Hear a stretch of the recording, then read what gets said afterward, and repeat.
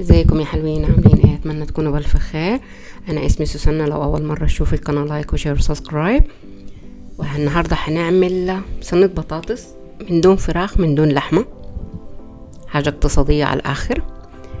زي ما شايفه كده حبيبتي، عايزين معجون طماطم، عايزين بابريكا، عايزين كباب صيني، عايزين بهارات الفراخ، عايزين فلفل اسود، كزبره، هريسه شطه، مرقه جداد صيامي، وعايزين دبس رمان وبصل وزيت زيتون وبطاطس، وعايزين توم مهروس وطماطم وفلفل لو عندك اخضر او على حسب ما تحبي يعني. اول حاجه كده هحط معايا التوم وملعقه كبيره من الزيت زيتون. لو ما عندكيش زيت زيتون حطي زيت عادي نباتي يعني. وملعقه كبيره من دبس الرمان، وهحط معجون الطماطم. انا كده بالنظر انا بحبها تكون غامقه شويه.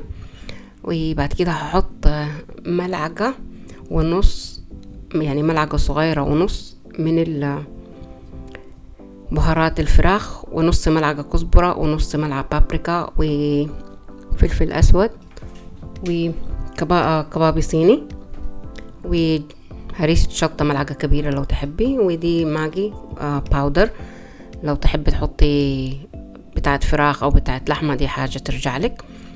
فادي كده قلبت كده المحتويات كلها مع بعض. احط شويه على البصل واقلبه مع بعض لغايه لما كله يندمج مع بعض. انا ما كانش عندي فلفلايه كامله فاستعملت اللي موجود يعني. المهم هحط شويه شويه كده اخر حال البطاطس واقلب، واحط باقي الخليط كله واقلب الطماطم بالراحه عشان ما تتهرش معايا. وهجيب بعد كده هنعمل الصوص بتاع اللي هي الصلصه.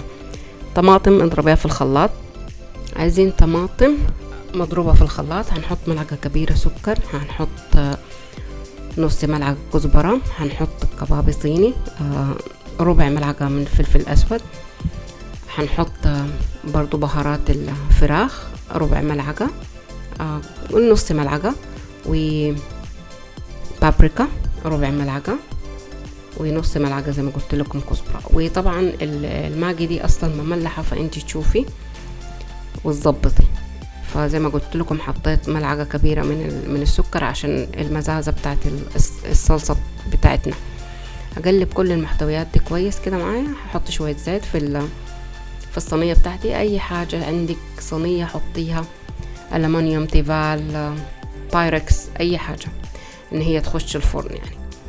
فادي كده ظبطت المواضيع. بعد كده حط شويه زيت على الوش، وحطيت ميه. الصلصه ما كانش كتيره وكان ذات اوريدي شويه عندي، فكانت الكميه كبيره فخليت شويه من الطماطم اللي انا ضربتها. فقلت خلاص عشان احط للصينيه التانية. فدي كانت صينيه كبيره وكان عندي واحده تاني برضو حطيتها، بس ما حبيتش اصورها معاكم يعني. فادي كده حطيتها في الفرن. وادي كده الصينيه بتاعتنا حلو. انا ما عملتش رز بصراحه، اكلتها بالعيش، كانت طعمها حلو. واتمنى لو الفيديو عجبك لايك وشير وسبسكرايب لغايه لما نلاقي فيديو جديد ان شاء الله.